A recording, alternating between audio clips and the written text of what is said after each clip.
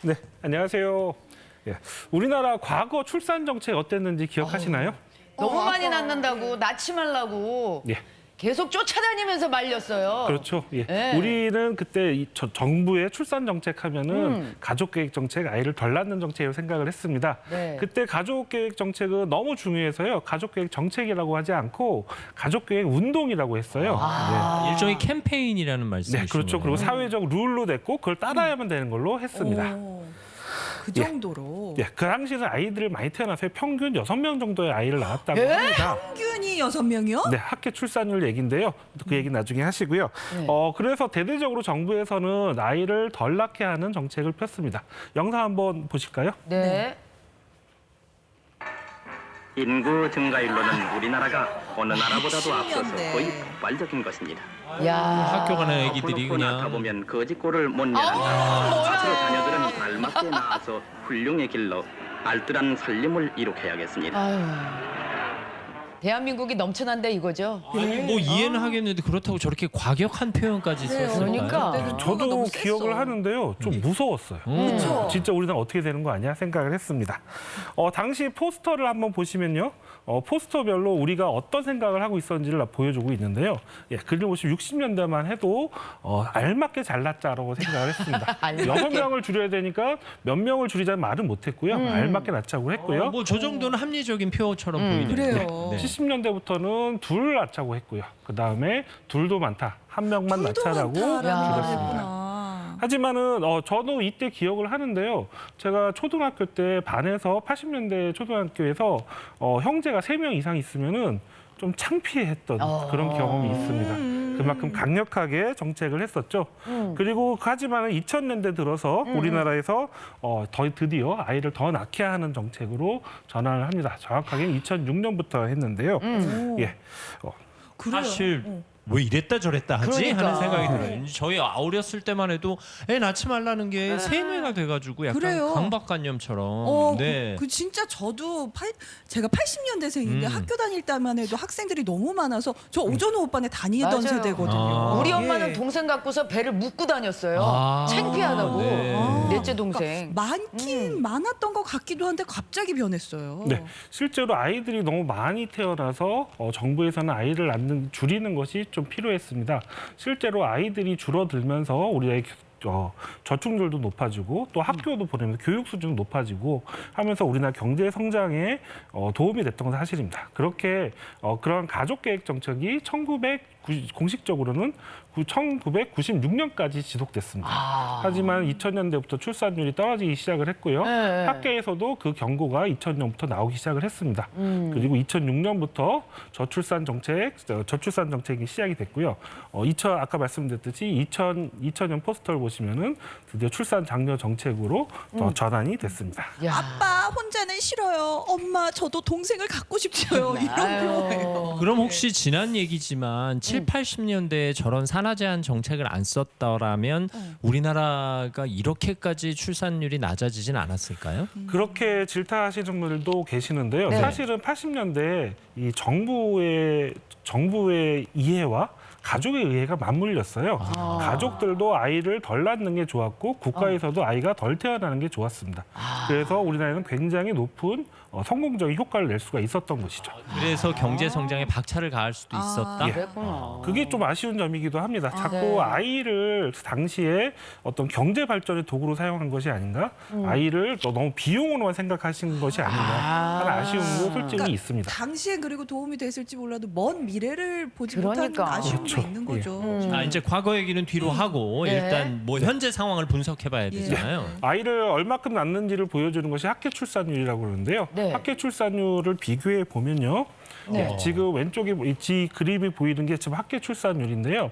2020년 자료입니다. 국제 비교기 때문에 네. 바로 작년 걸 보내주지 못하고요. 2020년을 보시면은 OECD 국가 평균은 101.6명 정도가 됐는데 우리나라는 0.8이었고요. 지금은 더 떨어져서 작년에 학계 출산율은 0.7이었습니다. 아니 근데 학계 출산율이 뭐예요? 예, 학계 출산율이라는 것은요. 네. 한 해에 여성들이 15세부터 한 49세까지 네. 아이를 낳는 연령별 출산율이 있습니다. 네. 요것대로 평생을 살았을 경우 낳게 되는 여성들이 평균적으로 낳게 될 아이의 수라고 생각하시면 됩니다. 그러니까 여성들이 이 정도로 아이를 낳게 됐겠다라고 계산되는 거고요. 정확하게 그 숫자는 아니지만은 그런 의미가 있습니다. 어쨌든 지난해 태어난 아이의 숫자가 반영이 되긴 하겠군요. 네, 그렇습니다. 근데 왜 10년 전만 해도 유럽 국가들이 진짜 예. 출산율이 낮아진다 맞아요, 낮아진다 맞아요. 걱정하던 기억이 나는데 그래요. 오히려 우리가 그 유럽 더해요. 국가들보다도 더 낮군요. 떨어졌어. 네, 지금 우리나라 학교 출산율이 너무 떨어져가지고 여러 가지 문제가 보여주고 있는데요. 다음 그래프를 보시면 우리나라 학교 출산율 변화를 보여주고 있습니다. 우리나라 학교 출산율은 사실 이 우리나라 출산율은요 몇 가지 단계를 가지고 변화를 했습니다. 우리가 지금 위기적 저출산이라고 하는 그런 위기의 저출산은 2001년, 2002년부터 나타났다고 하는데요. 왜 2001년, 2002년인지 생각을 해보실까요? 2000년대 초반인 거죠. 네, 그렇습니다. 왜 그럴까요? 그게 IMF 경제 위기의 영향입니다. 97년 후반에 있었던 경제 위기 이후로 구조 조정이 되고 비정규직이 생기면서 청년의 삶이 흔들리기 시작을 했어요. 그러면서 아이를 낳는 결혼과 출산을 미루기 시작했고요. 그 영향이 나타난 것이 2001년, 2002년부터입니다. 제가 그 시절에 이제 아이 낳던 네, 시기인데 네, 네. 저희 집 아이가 이제 97년 외환위기 때 딱 나왔거든요. 네. 그러니까 저희 또래들이 야 이렇게 힘든데 아이 더 낳을 수 있겠어 이런 얘기를 많이 했던 그러겠다. 기억이 네. 있어요. 그러면서 그러면 학교 출산이 계속 떨어지는 건 아니고요. 2005년도에 1.09를 찍으면서 그다음 잠깐 오르기 시작을 합니다. 맞아요. 그럴 때 있었어요. 네, 우리가 학교 출산율이 계속 떨어졌다고만 생각하시는데 그게 아니라 오르내림을 한 10년 동안 반복을 합니다. 그런데 2016년부터 학교 출산율이 계속 이제 반등 없이 떨어지기 시작을 해요. 그러네 이제 쭉 굉장히- 떨어지기만 하네요. 네, 그러면서 반등이 없이 계속 떨어지다가 급기야 2018년에 학교 출산율이 1.0 이하로 떨어졌고요. 작년에 0.72라고 하는 제가 공부를 하면서 들어본 적이 없는 수준의 네. 숫자가 나왔습니다. 아니 그러니까 근데 다른 나라에서도 유례를 찾기 힘든 수치라는 얘기잖아요. 아니 근데 0.72가 딱 나오자마자 진짜 이거는 뭐 말이 안 된다. 큰일 났다. 뭐 국가가 없어진다, 사라진다. 근데 이게 뭐 얼마나 심각한 건지 우린 잘 모르니까. 예. 어떤 정도냐면요. 전쟁이 난 나라에도 학교 출산율이 이것보다 높습니다. 지금 러시아도요. 우크라이나 전쟁을 하고 있는데 학교 출산율 1.6 정도 되는 걸로 하고 있고요. 지금 몇 년째 내전을 겪고 있는 시리아에서도 학교 출산율이 2.7 정도로 나오고 있습니다.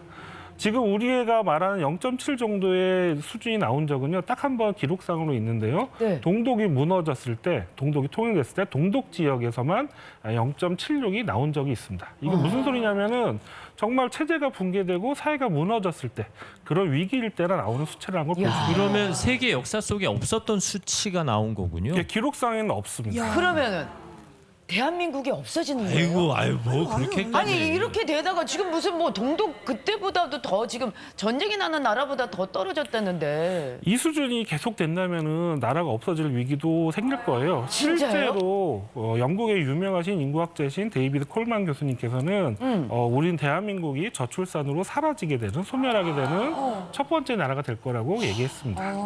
무섭게 경고까지다. 얘기했네. 그래도 나라 없어지려면 한참 걸릴 거예요. 그건 아니고 어쨌든 출산율이 이렇게 낮아지면 위험하다. 우리 주변에서 무슨 일이 일어나는 거예요? 아이들이 줄어든다는 것은요, 전체 인구에서 어르신분들, 노인 인구 비율이 올라간다는 걸 의미하고요. 네네. 젊은 사람의 수가 줄어든다는 것을 의미를 합니다. 그게 바로 고령화죠. 네. 전체 사회에서 노인 인구분이 높아지는 걸 얘기하는데요. 작년에 58년 개띠라고 하는 베이비 부머의 첫 세대가 65세 노인기로 진입을 하기 시작했어요. 네. 이제 앞으로 굉장히 58년부터 82년생까지 매년 한 80만 명 이상이 태어났는데요. 굉장히 큰 규모의 인구가 노인기로 계속 들어갑니다. 하지만은 태어나는 젊은 어린 아이들이 줄어들기 때문에 이를 받쳐주는 아이들이 줄어들고요. 그 재작년에는 태어난 아이들이 25만 명이 무너졌고요. 작년에는 23만 명이 태어났습니다. 우리나라 기록상으로는 1971년도에 돼지띠인데요. 네. 이때 100만 명이 태어났습니다. 접니다. 100만 명인데 접니다. 지금 25만 명이 피크를 안 된다고. 이루던 예, 돼지입니다. 불과 50년 만에 4분의 1 토막이 난 거죠. 굉장히 심각하고요. 아까 말씀드렸듯이 굉장히 사이즈가 큰 베이비 부머들이 노인기로 들어가기 시작하면서 우리나라의 고령화 속도는 더 빨라지게 될 것입니다. 그렇구나. 야, 진짜 2050년은 거의 저거 봐요. 어머.